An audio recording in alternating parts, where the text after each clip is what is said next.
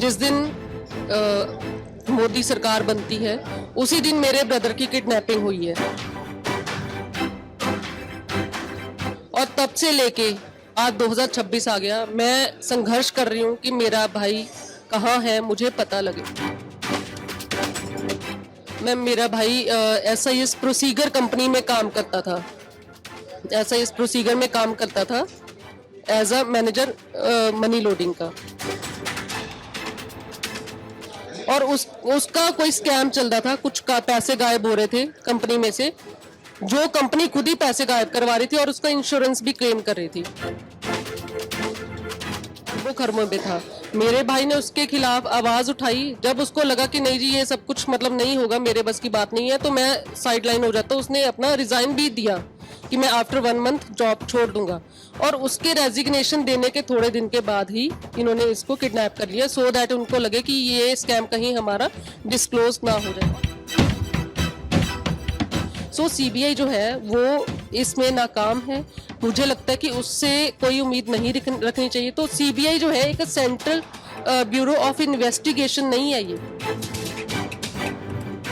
तो ये मतलब सिर्फ कठपुतली है जो नाचती है बीजेपी के इशारों पर। नीतू कपूर सिंगला है और मैं फरीदकोट से आई हूँ। 25 मई 2014 को जिस दिन मोदी सरकार बनती है उसी दिन मेरे ब्रदर की किडनैपिंग हुई है और तब से लेके आज 2026 आ गया। मैं संघर्ष कर रही हूँ कि मेरा भाई कहाँ है, मुझे पता लगे।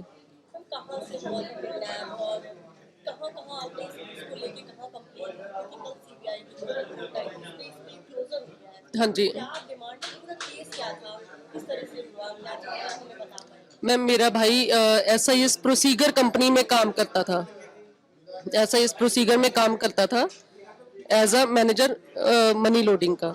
तो उसके अंदर ये जो कंपनी है SIS प्रोसीगर, ये बीजेपी के लीडर RK सिन्हा की कंपनी है और ये एक डिटेक्टिव कंपनी भी है।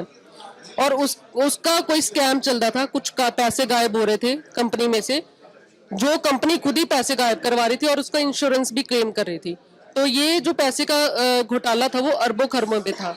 मेरे भाई ने उसके खिलाफ आवाज उठाई। जब उसको लगा कि नहीं जी ये सब कुछ मतलब नहीं होगा, मेरे बस की बात नहीं है, तो मैं साइडलाइन हो जाता। उसने अपना रिजाइन भी दिया कि मैं आफ्टर 1 मंथ जॉब छोड़ दूंगा। और उसके रेजिग्नेशन देने के थोड़े दिन के बाद ही इन्होंने इसको किडनैप कर लिया, सो दैट उनको लगे कि ये स्कैम कहीं हमारा डिस्क्लोज ना हो जाए। और जब उसकी किडनैपिंग होती है हम पुलिस के पास जाते हैं, हम 1-1:30 बजे जाते हैं, 6 बजे तक मेरे भाई का फोन ऑन रहता है। अगर वो चाहते तो वो ट्रेस करके उसको ढूंढ सकते थे, बट नहीं हुआ। जैसे उनको पहले से इंस्ट्रक्शन आई हो कि आपने कोई भी कार्रवाई नहीं करनी है, तभी हमें वहां पे धरने पे बैठना पड़ा। मुझे लगा कि ये लोग कुछ नहीं करेंगे, मैं धरने पे बैठी हूँ, मेरे साथ फरीदकोट के बहुत सारे लोग जुड़े और फिर उसके बाद ये कारवा बढ़ता गया। हमारे साथ तकरीबन 32 से भी ज्यादा जत्थेबंदियां जुड़ी और कई पार्टी के लीडर्स भी जुड़े। ये मतलब सदन में भी इसका मुद्दा उठा, प्रोफेसर साधु सिंह जी ने उठाया, उसके बावजूद भी कुछ नहीं हुआ। आप देखिए कि फिर जब 2 साल जब मैंने धरना दिया उसके बाद ये केस CBI को जाता है। CBI अपनी क्लोजर रिपोर्ट 1.5 साल के बाद ही दे देती है कि हमें मनोज का कुछ पता नहीं चला। और उसको किडनैप करने वालों की CCTV फुटेज भी आई है, उसके अंदर उसकी फोटोग्राफ्स भी आई हैं। तो सवाल ये है कि उनकी फोटोज भी आ गई हैं और मनोज भी गायब है, तो क्या इनमें से कोई भी इंसान इनको नहीं मिला? ऐसा नहीं हो सकता। मैंने इनको बहुत सारे प्रूफ दिए, बहुत सारे एविडेंस दिए, सिंगल गिरफ्तारी नहीं हुई। इतना बड़ा केस था। CBI अपने आप में एक बहुत बड़ी एजेंसी है, क्या वो इतना नहीं कर पाई? 1.5 साल के बाद पहले क्लोजर रिपोर्ट दी, उसके बाद 2020 में दी, फिर अब फाइनली उन्होंने फिर दोबारा से क्लोजर रिपोर्ट दे दी 2026 में। और उन्होंने कुछ भी नहीं किया और झूठ पे झूठ बोले जा रहे हैं कि हमने किसी सस्पेक्टेड पर्सन का स्केच बनवाया, उसको हमने पैम्फलेट उसके बना के बांटे।